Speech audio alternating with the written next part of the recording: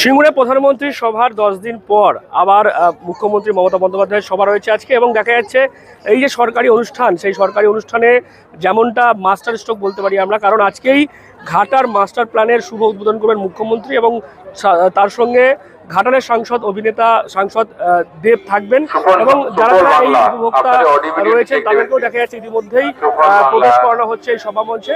দেখতে পাচ্ছেন বিভিন্ন স্কুলের যারা স্টুডেন্ট তারাও ইতিমধ্যে এই সভাস্থলে এসে জড়ো হয়েছে। তাদেরকে সিকিউরিটি চেকের পর আস্তে আস্তে ভেতরে প্রবেশ করানো হচ্ছে। শুধুমাত্র উপভোক্তা যারা রয়েছে তাদেরকেই নয়, দেখা যাচ্ছে যারা এখানকার জনপ্রতিনিধি রয়েছেন, বিধায়ক সাংসদ থেকে শুরু করে মন্ত্রীরা, তারাও কিন্তু একে একে ভিতরে প্রবেশ করছে। ভিতরে প্রবেশ করে তাদের যে জায়গা সেই জায়গাগুলো গ্রহণ করছে। এই কেন্দ্রের টাকায় ঘাটার মাস্টার প্ল্যান হলো না, দেখা যাচ্ছে এবারে ব্যক্তিগত রাজ্য কেন্দ্র তো বঞ্চনা করেই চলেছে। পশ্চিমবঙ্গকে নানা দিক থেকে পশ্চিমবঙ্গকে বঞ্চনা করছে। বললাম 100 দিনের কাজ আটকে রেখেছে 3.5 বছর, আবাস যোজনার টাকা আটকে রেখেছে।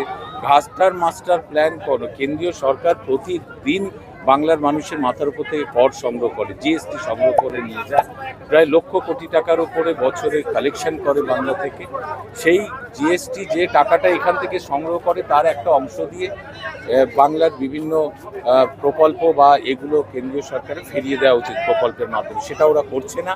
এখানকার টাকা তুলে নিয়ে গিয়ে ওরা গুজরাট, মহারাষ্ট্র, মধ্যপ্রদেশে 100 দিনের কাজ চালায়, কিন্তু বাংলার গরিব মানুষকে 100 দিনের কাজ দেয় না। ঘাটার মাস্টার প্ল্যানের দাবি বহুকালের, কিন্তু কেন্দ্র ওটা কর্ণপাত করছে না। কিন্তু মমতা বন্দ্যোপাধ্যায় বাংলার মুখ্যমন্ত্রী, তিনি কিন্তু নিজের এই রাজ্য সরকারের উদ্যোগেই ঘাটার মাস্টার প্ল্যানের কাজ শুরু করেছেন, এবং বাংলার যে ডেভেলপমেন্টের সার্বিক ডেভেলপমেন্ট সেটা কেন্দ্রীয় বঞ্চনার সত্ত্বেও মমতা বন্দ্যোপাধ্যায় চালিয়ে যাচ্ছে। 40-50 লোক হয়েছে, এখানে লাখো লাখো মানুষ আসবে। 11 পর্যন্ত যা দেখলাম মানে 1 লক্ষের উপরে মানুষ চলে এসছে। দাদা, কৃষকরা বলছে যে এখানে শিল্প হয়নি, শিল্পায়ন আটকে রয়েছে, যার ফলে কিন্তু বেকারত্বের সংখ্যা দিনের পর দিন বেড়েই চলেছে। ভারতবর্ষের বেকারত্বের সংখ্যা তো অনেক, কোটি কোটি। আর দিদি তো প্রচুর চাকরি দিয়েছেন বাংলার বেকার ছেলে মেয়েদের। আগামী দিনে হবে ওয়েট অ্যান্ড সি। আজকের অনুষ্ঠানের মূল শুরু এটা কি হয়েছে?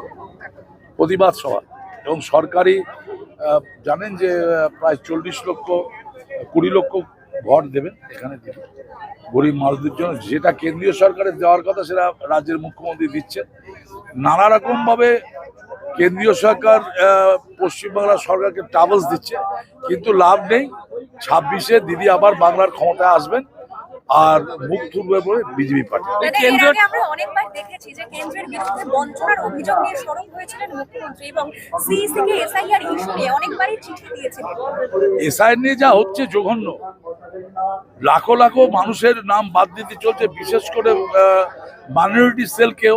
আমাদের ইমাম সাহেব, এটা আমাদের ফুরপুরা শরীফের ইমামদের নাম বাদ চলে গেছে, যাদের পূর্বপুরুষ থেকে জন্ম কর্ম সব ইন্টেনশনালি পীর সাহেবদের নাম মানে ইন্টেনশনালটা হচ্ছে। কিন্তু যাই করুক বিজেপি, যতবার আসুক, বাংলার মুখ্যমন্ত্রী আবার মমতা বন্দ্যোপাধ্যায়, আমার আইডিয়া 280-র মতো সিট পাবে। কেন্দ্র সরকারের টাকা দিয়ে তো মাস্টার প্ল্যান হয়নি। আন্দোলনের পীঠস্থান 2026 বিধানসভা নির্বাচনের আগেই কিন্তু সিঙ্গুরকে বেছে নেওয়া হলো।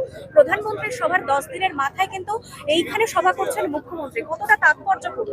প্রচুর তাৎপর্যপূর্ণ, এবং আমি তো বলছি যে বাংলার মানুষ খুশি। দিদি অনেকদিন পরে সিঙ্গুরে আসছেন, এবং আজকে তিনি অনেক ঘোষণা করবেন সরকারি প্রকল্প, এবং মানুষ দিদির জন্য আজকে মানে তাকিয়ে আছে দিদি কি বলে। এবং একদিকে যেমন আজকে প্রশাসনিক সভা রয়েছে, তার পাশাপাশি কিন্তু রাজনৈতিক সভাও কিন্তু মুখ্যমন্ত্রী করবেন।